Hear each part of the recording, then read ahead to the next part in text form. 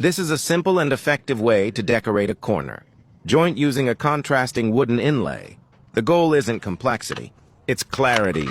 By adding a small inlay at the corner, the geometry of the joint becomes more visible. The contrast draws the eye without overpowering the design. The process starts with accurate layout. The groove is cut clean and straight, using minimal tools and controlled passes. Precision matters here. The inlay must fit snugly, without force and without gaps. The contrasting wood is shaped carefully, then test-fitted until it seats perfectly. No glue squeeze out. No extra trimming.